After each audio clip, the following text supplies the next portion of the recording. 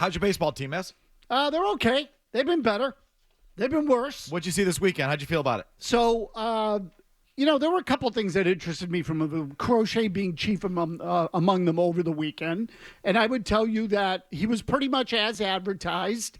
So he's a big dude. I think earlier on I said to you that he looks a little like John Lester on the mound. Andy Pettit is another good comp. Very similar build. I love the fact that he works fast, which I love. No effing around. Who needs the pitch clock? Wonderful. Okay, that I like. He's very good on the third base side of the plate, his glove side. He works in there constantly. I would say that's how he dominates. So he's good against righties. He's good against righties. He's also good against lefties because he runs the ball away from them with velocity. So the one thing I would watch, and again, I didn't watch enough of him last year to say, this was a first glance. On the other side of the plate, at least in this outing, and he only pitched an inning and 2/3, he wasn't great. I mean, he looks kind of sloppy on the other side of the plate. Sloppy might be the wrong word, but inaccurate, imprecise, not as dialed in on the first base side of the plate as he is on the other side. So it looks to me, now he might be good enough to dominate on just that one side because he owns that corner. Again, the inside corner to a right-handed batter, he pounds that side of the plate, and he's comfortable throwing over there. The other side, to me, looked like he was out of whack. I don't know if it's going to be that way every time or not. It was very good. The stuff was better than anybody they have. You heard Merlone and Tom Caron there talking about the number of strikeouts.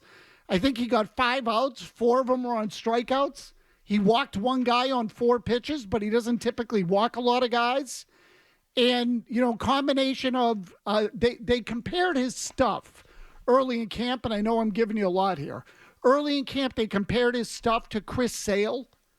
It's a good comp. Is it? Wow. Yeah, I mean, he throws hard on the inside, and his ball breaks in on righties. Sale threw a changeup from time to time. This guy's change and is supposed to be better on the other side of the plate.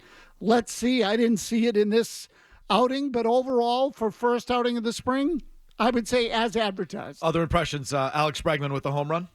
Yeah, Bregman looked pretty good. I mean, he had a cheap hit his first time up. It was a little blooper into center field.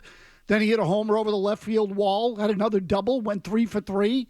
I mean, again, fielding was pretty smooth. They're talking about his mechanics and all that other bull crap, which I'm not going to get into. But overall, I would tell you, again, I'll tell you what struck me from those two guys. Isn't it interesting?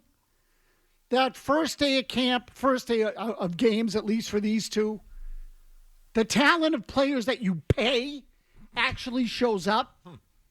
Isn't that interesting? Yeah, it's odd how it works or that you are willing to give up something to get. In the case of Crochet, they haven't actually paid him yet.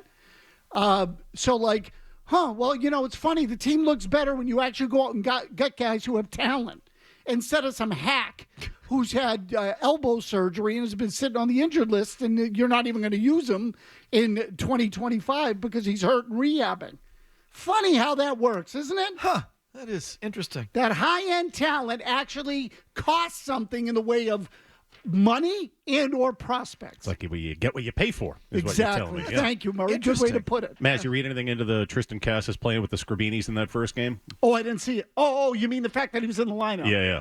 So against Northeastern? Yeah. So I do wonder whether, in fact, they made a comment about it on the broadcast yesterday where it was like, oh, yeah, they had him playing with guys his age, which I thought was interesting. And I do wonder if Cora stuck it to him a little bit. However small or slight that might have been. And by the way, he looked like garbage at the plate, but that's neither here nor there. I'll give him, we know he can hit. So I wonder if Cora sort of stuck it to him. Like, okay, you're going to act like a 22-year-old, you're going to play with the 22-year-olds. Enjoy the sandbox with the kindergartners, and let us know when you're ready to sit at the table with the 6th graders. Then we'll put you out there, and you can join the big boys. I do wonder whether there was some of that, yes. Okay, how about some of the young guys? What do you think of Roman Anthony? So look, this is the first time I've seen him, in the batter's box, in the outfield, next to big leaguers. I thought he was a little more athletic than he is. He looks a little lumbering to me. Lumbering. So, like, you look at Marcelo Meyer. Is that a bad word? Well, how's his weight? Yeah, it is a bad word. I don't think. That's not usually used. I'd say I'm trying to give a context where you would want to be lumbering if you're a lumberjack. I mean, name someone who wants to lumber. So here's how I would describe his build.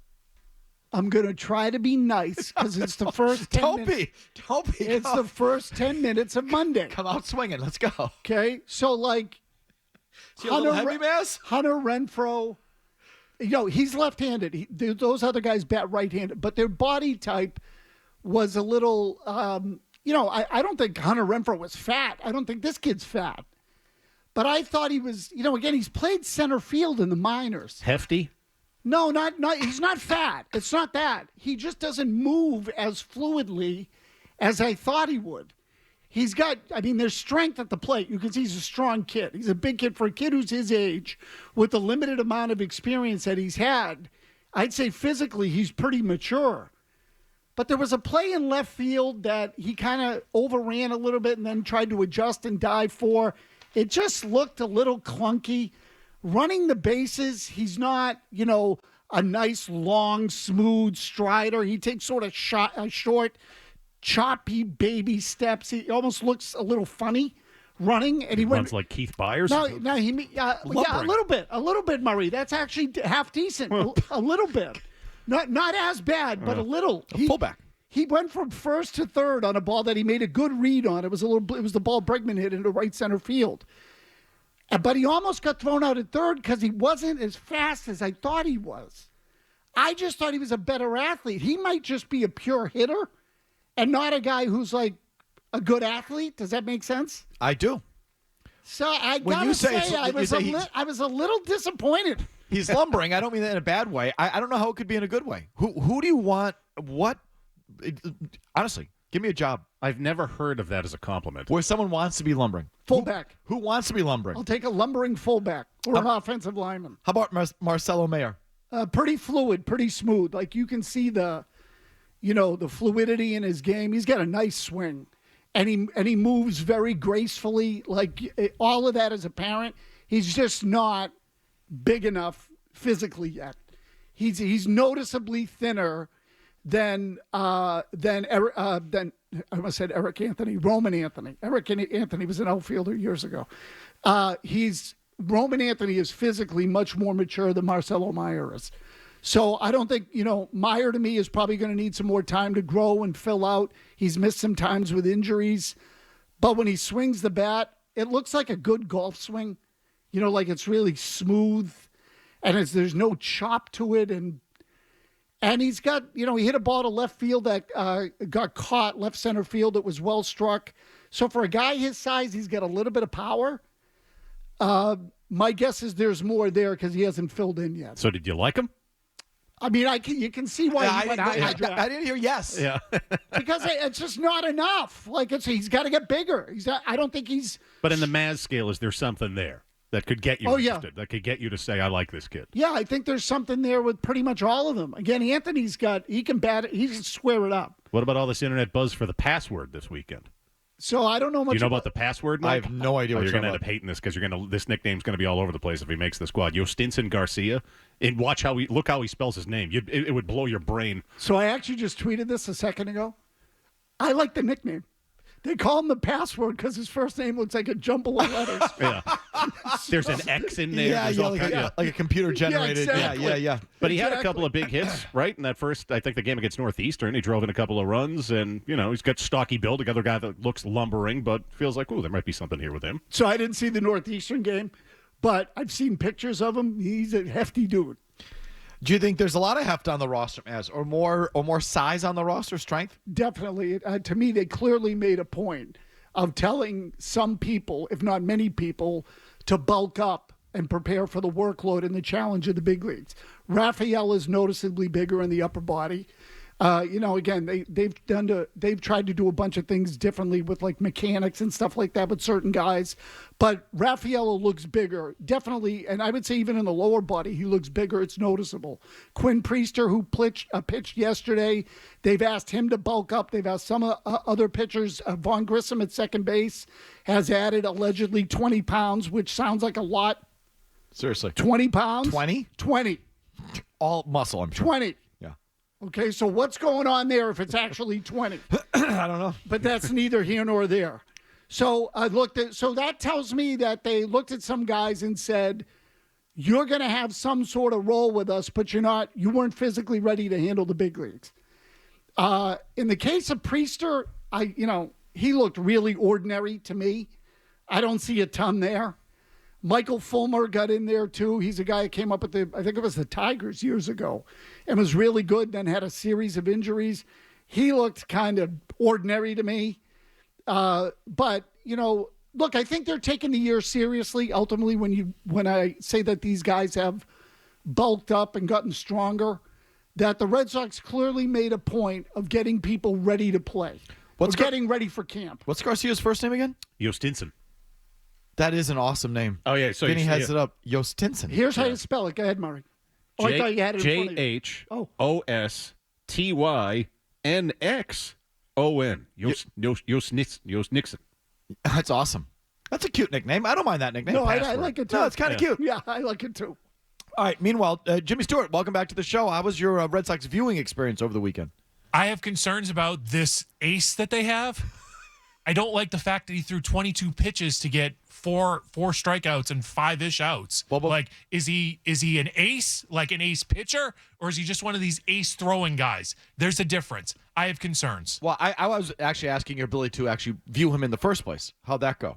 Oh, it was horrible. This Nesson 360 thing, like, what a mess. Like, I go to the website, I sign up for the thing because I have DirecTV Stream, which means I don't have Channel 7. So I don't have Channel 7, so I have to sign up for the Nesson thing, and I have no problem doing it. You use your provider, it doesn't cost me the $30. So then I go to the stream where it's at the screen where it says, "Oh, you can watch this live." I get Bruins Behind the B, which I didn't know was still a thing. And I get Charlie Moore or something like that. Where's my baseball game? Where's the live stream for Nesson 360? You promote it. Where is it? It's not on where it says click to watch things live. I'm supposed to have 3 options. I have 2. One of them is not the baseball game, which I only wanted to watch 20 minutes of. I just wanted to see Crochet throw the baseball, and I couldn't do that. Shocker. Terrible. The stream doesn't work. The technology doesn't work. I'm surprised. It's not even an option for it to work. That's the worst part of it. Surprised to hear that. It didn't come through the way it was supposed to come through. Shocking. Stunning. But they are televising the games, and they sent down Dave O'Brien to... Oh, wait, he wasn't there. Tom Karen. Well, why send an extra guy down when you can just have the the host do the play-by-play? Well, they put out a press release saying Dave O'Brien's the play-by-play guy, so, like, he should be there, right? Was he whistling while he works or something somewhere else? My guess is he's probably working. I think he does ESPN college basketball. So what's the priority? Is it ESPN college basketball or is it the Red Sox? Doesn't feel like he's in midseason mode. Either way. Hi, guys. Hi, Jimmy. Welcome back. And we've got Red Sox hitting spring training and getting going. First week down there in Fort Myers and playing games. And if you like that clip, check out more videos from Felger and Mazz here. For more Red Sox analysis and opinion, hit this playlist. And for all the latest from the Sports Hub, download the app at 985thesportshub.com.